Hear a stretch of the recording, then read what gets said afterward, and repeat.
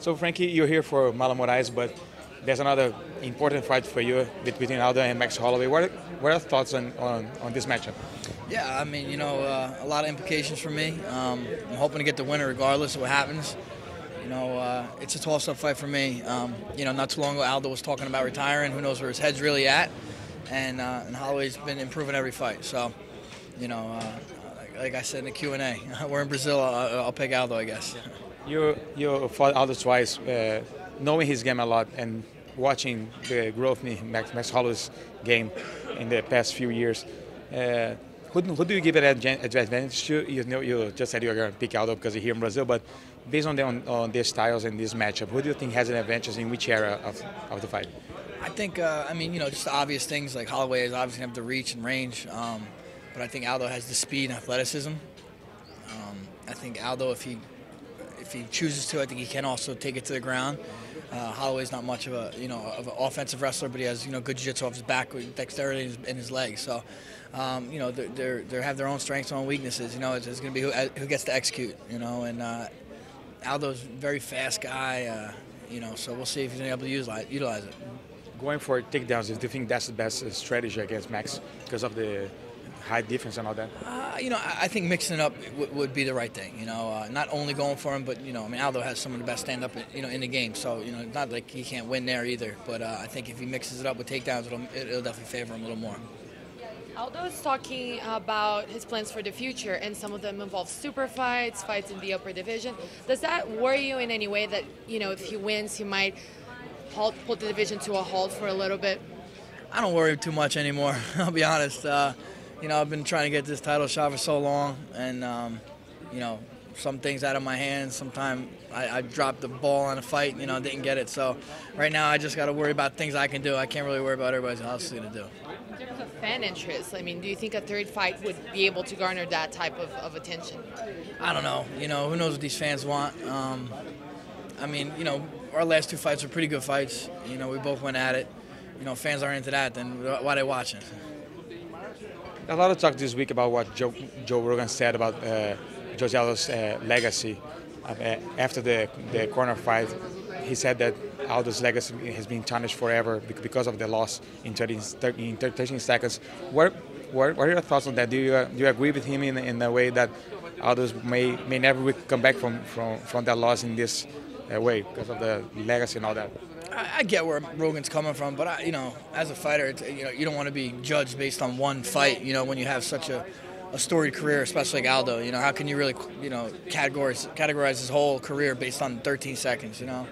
I'm sure Aldo dwells on it, and he's going to think about it forever. But I think once 10 years goes by, people are going to look at his whole body of work and see what he's done. We've been talking a lot about Aldo's legacy. I think just because he's done so much already that it's hard to visualize the next steps. But you've been around for a long time and you've accomplished so many things already. So for you, what do you think is left for you to do still in the sport? I'm not really trying to. I would love another title. I think that another title, another weight class would solidify me. As one of the best. But again, I'm not like putting all my eggs in that basket because who knows? There's some things that we just can't control. I just want to, I'm still having fun. I'm not putting an end date on anything, so I'm gonna keep riding this roller coaster ride and just try to keep getting wins, and hopefully it leads to a title shot eventually. We'll bring up the idea of you going down to Bantamweight a lot, and you did just mention a few moments ago that you think the weight might be a little tricky. But then looking at the division and looking like a champion like Garbrandt, is that a fight that would interest you? Does that a guy of his style, so aggressive, do you think, is that fight something that you would be interested in, if for anything, just stylistically? I've been fighting the best guys since I got here, and that's what I want to do. I want to look back on my career and say I fought the absolute best of every division that I could. But I don't want to lose sight on 45 quite yet. I think if I go down to 35, people would start telling me, go down to 25. It never ends with me. So, if the right opportunity arises, the right timing, I don't know what will happen, but it'd be tough to turn down, the right opportunity. You just fought a few weeks ago. Do you have any timetable of when you want to be back in action? I don't know. I obviously see what happens tomorrow. After the summer would probably make sense. Fall, I know they're going back to the Garden in the fall. I had a great time fighting there last year, so maybe we can get that done. If the UFC doesn't give you a title shot, if Aldo wins, they don't want to do this third fight right away. Do you have any ideal opponent you would like to face next? Ricardo Lamas, who he won the fights at 211, has lost opponents for 214. Do you think that fight maybe could be an option for you?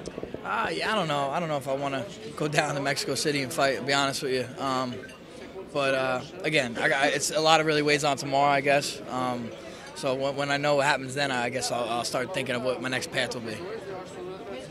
There was a very clear storyline of this hungry up-and-comer, and they put him as sort of like the next thing, and then you made it look easy, really. So how big was that particular win for you over such a young guy with kind of a lot of hype around him? Yeah, that was me. I mean, anytime you get a win that dominant, it's always great. You know, I kind of got out of there pretty healthy, and it doesn't usually work out like that. So that first and foremost was great. But you know, for me, you know, I know people were kind of trying to write me off a little bit, some in the media. But I was more competing with myself. At this point, as I get older, I'm not competing with these young guys. I'm competing with myself, and you know, I'm trying to outdo myself every time I can. You talked a little bit about getting your hopes up, and then things don't really like panning out the way you wanted them to. Looking at the current scenario of the UFC, the super fight thing, the switching up division thing, how difficult is it for you to even plan as an athlete your next steps, knowing that anything can change at any minute, really? Yeah, it's very tough. You know, I mean, there's really no rhyme or reason how things get done lately. The best thing for me is I get an opponent booked and I worry about that guy. I don't worry about anybody else. So when I have a guy that I'm fighting, that's why I zero in and I don't worry about nothing else. You were asked about going down in weight and all that, and mentioned that going down for a title shot would be a good option to turn down, to not turn down. TJ Dillashaw was getting a title shot at Bantamweight and worse, and talking about going down to flyweight to face DJ, but DJ is not interested in fighting him. How do you see this scenario now between them? Between them? Yeah. Yeah, you know, I don't know. TJ just seems like he wants to get big fights. I don't know what DJ's thinking. I think he just thinks people need to earn it more, you know. I feel like DJ keeps getting a lot of people kind of like, you know, he gets overlooked a lot, and I think he's getting a little sick of that. So maybe that's some of his reasoning behind it. Yeah.